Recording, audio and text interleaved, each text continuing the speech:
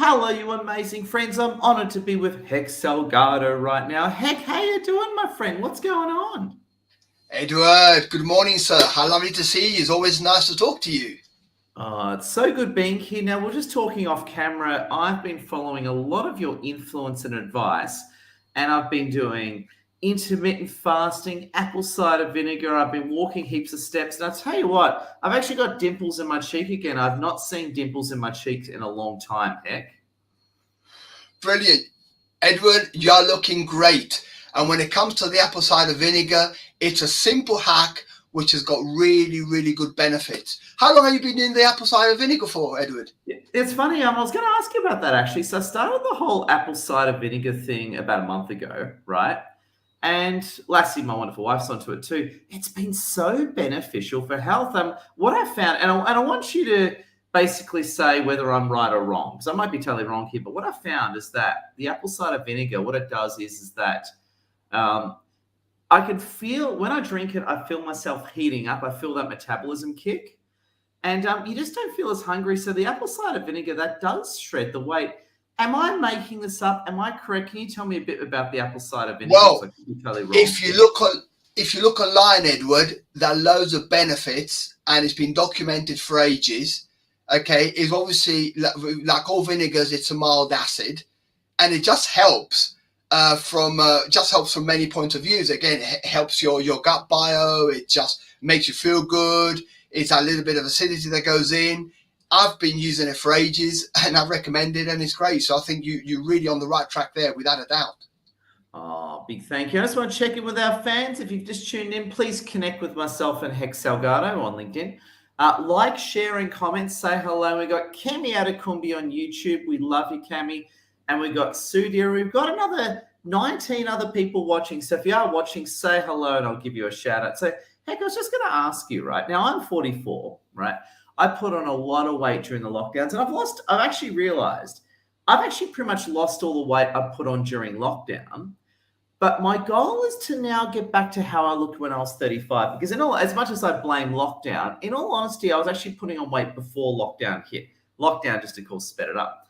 So now my goal is so I'm 44. I want to get back to my peak of health and fitness was when I was about 34, 35. Now, I want to ask you this one, right? I want to hear your high-level views. How does a highly disciplined man like me with military training that knows what he's doing, how did I drop the ball in lockdowns? How did I get fat? Why did I drop the ball so badly? It's so easy, isn't it, Edward? I think a lot of it comes to we start losing those sort of habits, and we start getting to that place of going, I'll do it tomorrow. I'll walk tomorrow. I'm looking at something on Netflix. It's okay. I just see another episode. And one day cascades into the next day. Yeah. And before you realize, you've been there for 3 weeks. And before you realize, you're 6 weeks in. And it's only it's a very small step going downwards. So often the reverse is also true. So you start turning things around the same way. So I'm going to start, as you've already highlighted, the apple cider vinegar. Well, I'm going to start doing apple cider vinegar even every other day. I'm not going to start walking 2-3 times a week regularly. I'm now going to go to the gym once a week. And I like to think of it like an onion, as in many different layers. So if you think of an onion, you peel the layers. Now, health and fitness is very similar when it comes to layers, Edward. It's one layer on top of another one. You look at your sleep, you look at your activity, you look at your nutrition, you look at your hydration. It's all little bits that go one on top of the other. Now, to answer the question that you asked before, there are many things that you're already doing really well. We know that you've been doing the push-ups for over 6 months. You mentioned the intermittent fasting. You mentioned the apple cider vinegar. The one I would, again, throw into you is make sure, again, in your 40s, we know we got that muscle depletion in your 40s. I would say just get a couple of sessions of resistance training. Just get those dumbbells out. They don't need to be massive, 5, 6, 7 kilos, and just do those 20, 25-minute sessions with your dumbbells. You can mix them up with your press-ups, but I would recommend a minimum of 2 sessions a week, ideally 3. Okay, because remember, when you walk, you will burn those calories, but you won't build muscle walking. That's the thing to remember. Like when you do cardio is good for the heart and lungs, but you don't build muscle. That's very, very good. As I'm checking with our fans, we've got Adessa Lawrence. Great seeing you. We've got the amazing Michelle Lax. Great seeing you, Michelle. We've got Joey Luong Arslan. We got the whole gang. So just come in, like, share, comment, connect with Hec and Edward.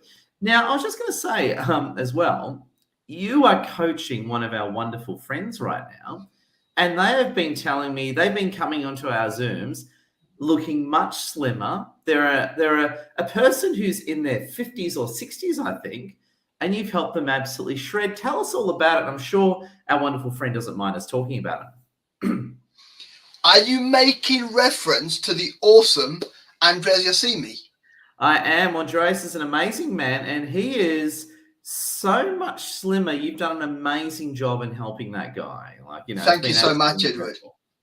So Andres reached out to me just over 3 months ago, and he was intrigued because at the age of, he was coming up to 61, he was just 60, and he was wondering whether I could actually help him. Now, I was also intrigued myself because I've never coached anyone in their 60s. So the big question here will be, would my program work for someone that bit older? I mean, I'd coach people in their 40s, 50s. I've even coached people in their 20s. So I was intrigued.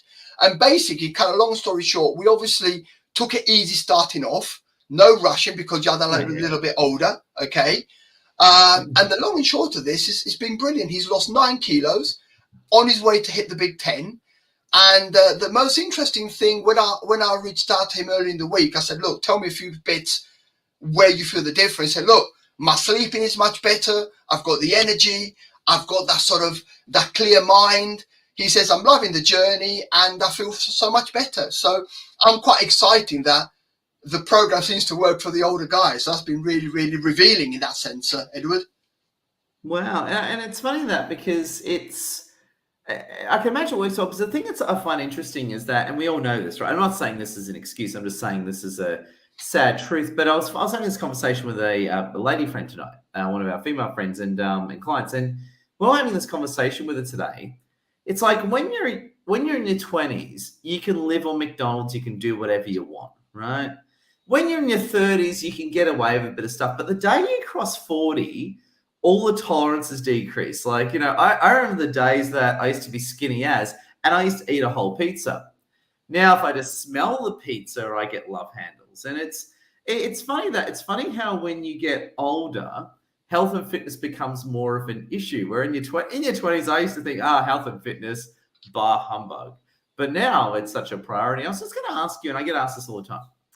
I've got a lot of people watching this and who will be watching the recording are amazing people who are just unfit and not feeling good right now. And a lot of them are in that position that I was in a few years ago. Like, I'll do it tomorrow.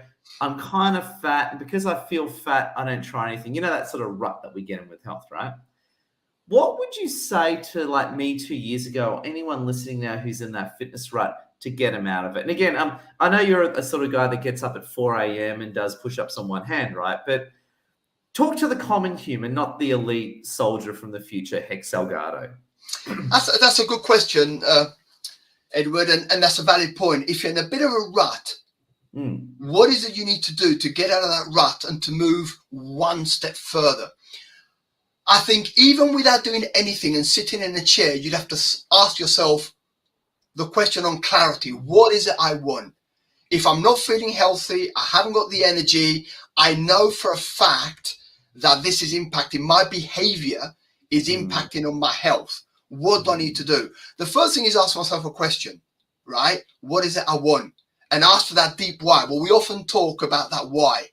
Now, if you make the decision that something needs to give and you need to get better, you make that decision, then the next thing is take action. What do I do? And you have to start with really small steps, because let's be honest, if you go gung-ho, I'm going to go to the gym 5 days a week, you might do it 1 week. What's going to happen after 2? It's not sustainable.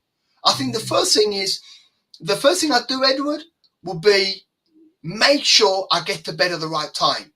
Because the chances are, I put money on it, if you're not feeling well, you haven't got the energy, and you're a bit lethargic and you're overweight, I can guarantee your sleep's not all there. You're probably going to bed too late, and you probably haven't got that order in your life. That's fine. Just jumping in there, and just want to quickly talk about our fans. I just want to say, Michelle Larks, we love you. Ali Rimmen, great seeing you. Alan Rimmer, great seeing you, old friend. Mike Carlton on Facebook, good seeing you, Mike Carlton. We got MDs as in. We've got Steve Allpress. We've got Albert Sarabi. We've got Amadi. We've got the gang. Like, share, comment. Great having you with us. Now, it's interesting because you're one of the guys that really got me to think about sleep. You're one of the first people that sort of made a big point out of sleep. You made a really big deal out of it. And I used to be the sort of guy that would, stay up late, watching YouTube, playing video games and that. And I find that if you have a poor night's sleep, you are physically starving the next day. You're hungry and you're more likely to eat junk. Why does that occur? Why does disrupted sleep set the stage for eating a lot of junk food? Funnily enough, there's been a conference last week on sleep, and they had loads of different sleep experts. It's been running from Monday to Friday, and I saw a number of these events and so forth. Now, sleep is absolutely massive, right? Out of all the things we can do, whether it's nutrition, whether it's activity, with all the things we can do, if I had to pick one, Edward, and forget all the others, I'd just pick sleep. Some of the top experts in the world would say that sleep itself is more powerful than nutrition and exercise combined. Now you go, that is amazing. How can that be the case? And you sort of touched on it before. If you get up in the morning feeling tired, your mindset's going to be all warped and wrong, and your energy is going to be low. Now, from a physiological standpoint, all your hormones are going to be out of whack. So the one thing is sleep, Edward. I just want to interrupt. Mike Carlton is an old friend of mine, says, Ed, stop yawning. I'll be honest with you. I've got a bit of a dry throat from talking too much today. So when I go mute, I'm actually coughing with a dry throat. So I'm not yawning, I'm actually coughing. So one of my tricks is that if I got a cough, I hit the mute. But unfortunately, it looks like I'm yawning. So I just want to clarify, it is Edward's ear trying to poorly hide a cough, and it's not yawning. But it's funny you say that because I'm going to have a shot at I'm going to upset some people here. But again, I'm not here to upset people. I'm here to speak the truth. And the movement's falling over, right? The movement's falling over. But for a while there, I'm sure you would have heard about, there was this whole 4-5 hours a night sleep club that really was sort of doing its rounds, right? You know what I'm talking about, like, good. Mike's laughing at me. I love your work. Mike Carlton's actually an old friend of mine. I haven't seen for years. Good seeing you, Mike. Yeah. So what this whole sleep thing was, and I was talking about this the other day as well, one of my colleagues, is that basically they were saying, go to bed at 11 and get up at 4 a.m., right? Get up at 3 or 4 a.m. and do that all the time. So you basically sleep a maximum of 4 to 5 hours a night. And what people were doing is that they're doing this, and then they're posting videos on Instagram showing off how much they've done before 7 a.m. So it's like this whole movement of go to bed late, get up ridiculously early, and just demonstrate how much stuff you can do before like 7 a.m., right?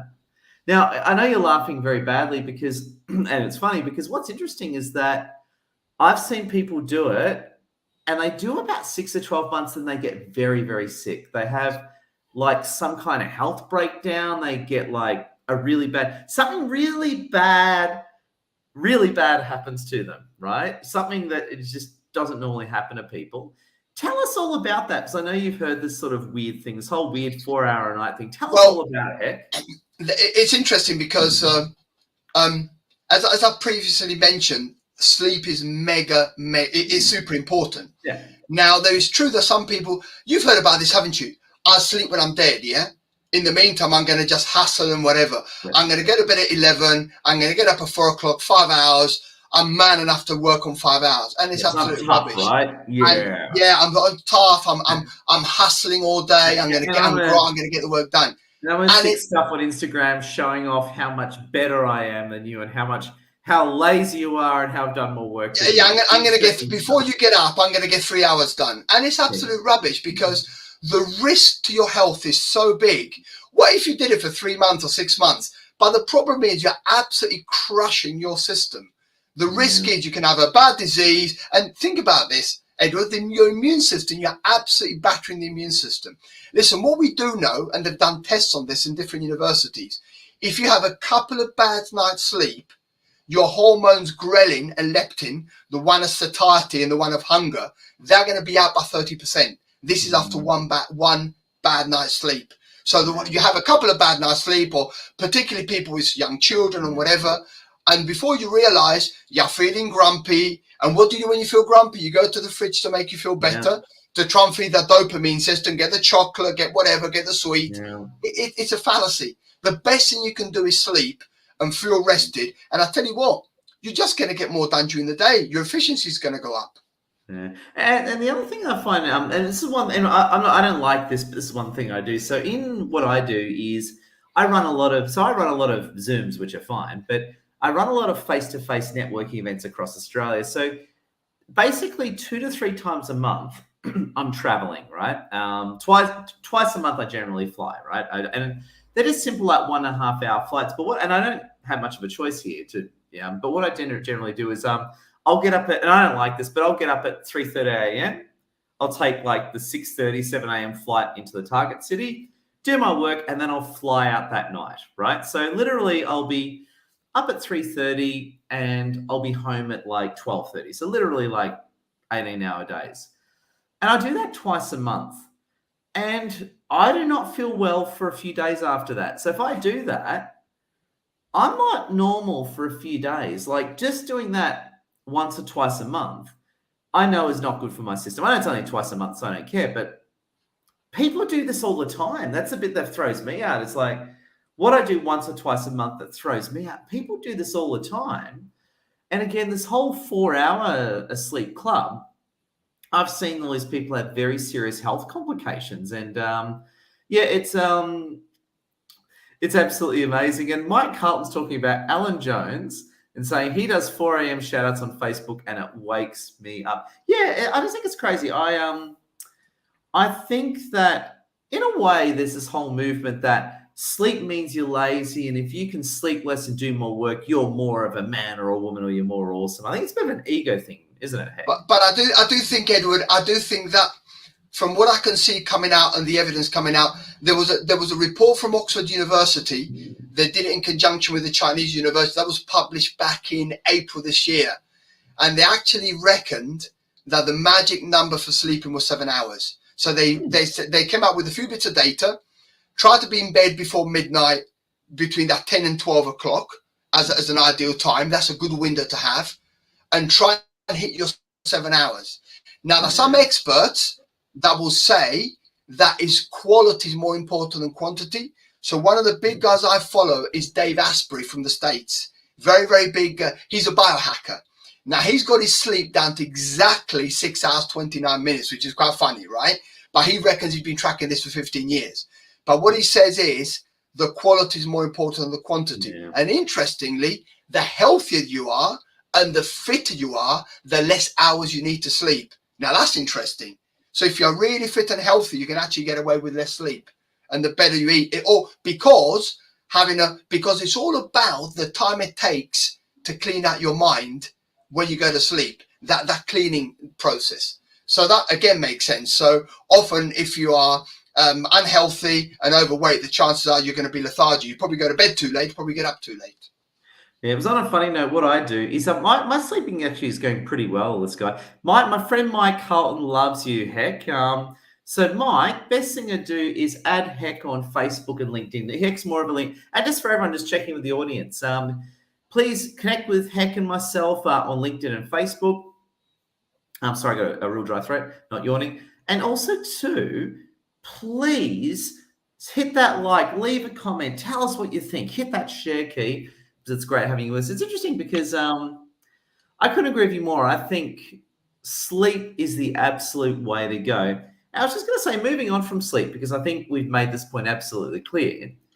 For those who are sort of in that fitness lull, right, where I was, how else do you suggest? So get some great sleep. That's a great place to get started. What else do you suggest to people in that fitness lull to get out of it and start heading in the right direction? A couple of things, really. One is the obvious advice with reduce your processed foods. So try and stick to sort of the healthy food, the obvious stuff that would be nutritious rich food. Okay, so your fruits, your vegetables, etc. That's the obvious one to go for. But an easy one to do also, Edward, as you know, is hydration. A lot of people are dehydrated, and that's again's got implications. You might have coffees, you might have teas. Let's just to get the basics right. You need to be drinking somewhere between 2 or 3 liters a day, okay? Because that really helps to flush out the toxins. And of course, while you're full of water, you don't feel so hungry. So it actually sorts a couple of things out, right? But bear in mind, we are 65% water. So having that water content right is going to be very, very beneficial. The other simple one to do, Edward, is make sure if you like, I love coffee. I like the flavor of coffee. More than the effect, I like the flavor. But what I make sure I don't have more than a couple of coffees a day with caffeine. Then what I will do, I'll have that before midday. And then anything after midday, if I want to have a coffee, I'll have it decaffeinated. And that, because the half-life of coffee is anything between 5 and 7 hours. So even if you think that coffee is not going to affect you, if you've had a coffee late in the day, it's just going to, again, affect the quality of your sleep. So again, in summary, we've covered stay hydrated. That's going to help. Stay away from processed food. Those are 2 big things that you can do to, again, move yourself in the right direction. And again, move. Go for a walk. Don't be sitting down. Even if it's just a couple of walks a day, 10, 15 minutes, get up once an hour, get up, move into the kitchen, get some movement done. Simple things that you can do. And if you do this every day, after a week or 2 weeks, you'll feel much better. Brilliant. Hec, I love where you're going now. Hec, I just want to ask you as well, for those that are watching that want your help and want to hire you, want to speak to you, tell us a bit about your services and how you help people and how people can get in touch with you to get started. Yeah, so primarily I coach men over 40. I do have women that will reach out through referrals or because they see me and say, look, will you coach me? And I say yes. Women tend to be 1/4 of all the clients I have. Essentially, you can find me on Facebook, you can find me on LinkedIn. And the first thing I'll do is make an assessment of whether we are going to be able to work together and fit in. Again, as you can understand, Edward, when someone comes on my program, they need to be committed. They need to be really with a desire to change. And essentially, it's not so much about weight training, going down the gym. As much as I like going down the gym, I understand it's not everyone's cup of tea. So the big thing is behavior change and habit change. To me, it's all about getting really good habits, developing good routines, and just being repetitive in what you do. We've covered a few things, haven't we, Edward? So the first thing is going to be getting the good sleep, then getting that morning and evening routine, looking at what you eat, a bit of activity. And in fact, when I say activity, out of all the things I do, that's probably fairly down the list, because here's a funny thing, Edward. You could literally lose weight sitting on a chair. I know it sounds peculiar. I was caught in the middle of COVID. Some of our customers couldn't leave the house, and we had to lose weight doing either body weight training or literally being at home. So when it comes to activity, that's probably the least important. Is everything else you do that will support your activity. As I said, as much as I like going down the gym. And of course, if you're over 40, I always recommend, and my program does have the resistance training and if you want dumbbell training to build muscle. But it's not from an aesthetic perspective. It's also because the more muscle you have, guess what? The better you can deal with insulin and sort out your hormones. The more muscle you have. I know it sounds funny. And you can use your glycogen and your sugar reserves better because you've got more muscle. So muscle is, some people call it another organ, because it's so good for resolving your insulin challenges. Wow. Hec, amazing as always. I'm going to say a big thank you. I love where you go. And Hec, I just want to ask you as well, what are some of your legendary closing thoughts for our audience? Please give us a monologue of some closing thoughts to keep us all winning. I think, Edward, it's a good point there. Essentially, I like to encourage people, those that have a regular exercise routine and got good habits, great.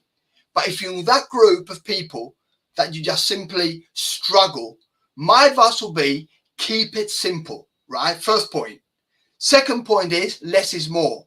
Don't overcomplicate life and go, I'm going to work, I'm going to do 10,000 steps a day. Hey, you may not be in a position to do 10,000 steps a day. Don't start with 10, start with 2, start with 3. And all you want to do is keep a week that is simple and doable. If you do too much, you wind yourself up, guess what? The next week you'll be with the donuts and the cookies, watching Netflix again. Make sure it's sustainable. The other thing I will do is keep a diary on what you do. Don't make it complicated. You get a diary, you get a book, something like this, and you put in your diary things that you find useful. What time you get up, what time you go to bed, how much water you drink, what are your feelings, what are your emotions, what are your desires for the future. You actually start doing a bit of journaling. All these things can be thrown into the mix. So remember, you need to enjoy the journey. Super important, because something we don't enjoy, what happens? Yeah. We stop doing it. That would be my thing, really. I think that's where, and I still think about it, right? Not that it's productive, but I think that's where I kind of went wrong, where I kind of screwed up during lockdown and I went sort of on the dark health spiral, is that I didn't have a health routine that I enjoyed. And that's how I fell off the wagon and went down that darker path, right? Now I'm really happy I've undone my lockdown damage, but to be honest with you, I was already sliding before the whole lockdown thing. And I don't like admitting that because I can't blame lockdown. I have to unfortunately blame myself, right? I don't know if it's just an Edward's ear thing. It's just an Ed thing, but I like to avoid blaming myself. So here's the thing. It's my fault. But I don't want to blame myself. I kind of want to blame something else, like blame lockdowns, blame this, blame that, right? I just want to blame something, right? And a lot of people do that. Why do we not like taking responsibility for our health? Why do we lose our health? And why do we blame someone else instead of blaming ourselves like I should? Is that because I'm insecure? Is it because of my fragile male ego? What are your thoughts on that one? Is it just that I need a bit of copium? What's your take? Yeah, I think it's a valid point. I think the normal human nature, Edward, is not really my fault. It's either I didn't have the right environment or the right circumstances, or my genetic makeup is not ideal, or I live in a place where I don't have a partner nearby, or my wife doesn't like me. Well, I've even heard a brilliant one. I had someone who I was mentioning about my fitness course, and he said, "Oh, my wife doesn't like me walking on my own or going out on my own because she's overweight, so she can't go with me, and therefore she doesn't like me going on my own." I thought, how convoluted is that? So we can always create excuses for anything, and I think sometimes you need to take a hard look at yourself in the mirror and go, no, stop making excuses. If you want to improve, you want to get better, do something about it. And it's a natural thing to make excuses, but the best bit, I think, is to be honest with yourself and to say, look, I've had enough. You live once. Why wouldn't you want to have better health? Do something about it. Start now, start tomorrow, and just start with easy steps. As I said before, start with easy steps. Yeah. So I learned this new word about a month ago that I want to share with you. Pardon me if you already know it, but it comes from politics. So again, I'm not here to talk politics. You're not allowed to on LinkedIn, which I understand. But in politics, there's this term called copium that is a political term. And copium is basically where so let's say you lose an election, right? Or you're about to lose an election. Copium is when you lie to yourself to make yourself feel better. So in other words, let's say you go for an election and you get voted out really badly. Well, it's not because of me. It's because the voters are just stupid. Like that's an example of copium, right? It's where you distort your own thinking or distort reality to make yourself feel better. It's like you have a dose of copium, right? And when I heard that, I was very uncomfortable when I heard that, right? I was like, ooh. A bit close to home, perhaps. Yes. That was a bit. And I think as you get older, I dosed up on copium. To be honest with you, what I did was, and I feel ashamed about this, just being honest with everyone. Don't tell anyone on LinkedIn though I said this, but it's not like we're on a live or anything. But it's sort of like I really did the copium, like without realizing, I really did the copium. I really said weird stuff to myself. And it slid me down that track. And I'm not like that. The thing is, I'm not a copium sort of guy, but I did it. And that's a bit that even to this day has got me, I don't know, crazy. And one thing I was going to mention, Edward, is we haven't talked about mindset, but mindset plays a very important part in how you visualize life, what your desires are, how you create clarity for yourself. And mindset is very, very important. Part of the mindset, Edward, is reading books that are just good and that are just empowering. And I think that's important. You can spend, I mean, listen, I like looking at Netflix like the next guy, but I think you need to have the half an hour a day where you read something that's good. If you can't do it half an hour a day, do it regularly, even if it's 10 or 15 minutes. But again, to feed your mind, the same way you'd feed your body with good stuff, feed your mind good stuff. And again, start shifting that mindset. I think that's super important. And I think people aren't aware that we can tell ourselves loads of rubbish if we don't have the right mindset. And this is going back to your coping element, yeah? And I think that's important to okay, so you go down the gym, you eat the right food, you sleep and your body, but what do you do for the mind? What do you do for your mind? How do you build your mind up to be strong, to be resilient, to be growing? Okay, how do we have a growth mindset, which is something for another occasion? But all these things I think are important, not just to build your body, but also to build your mind. Yeah, no, brilliant. Hec, you're an amazing man. Big thank you. And to those that are there, Lasana, Mike Carlton, Brahim, and everyone, big thank you. Hit that like, hit that share, leave a comment. Please connect with Hec and myself over on LinkedIn. Hec, love to hear any closing thoughts from you and appreciate your time. Edward, it's been lovely talking to you. I'm delighted to see you looking sharp and trim with your apple cider vinegar, with your water, with your walking, with your press-ups. Just let's do a little bit more resistance training. And you, my friend, are looking absolutely brilliant. And as always, thank you so much for your time. And thank all of you for listening and to sharing this half an hour with us. It's been absolutely brilliant. And thank you for your time. Love you, winners. Stay awesome. Appreciate you, Hec. Bye, everyone. Take care, guys.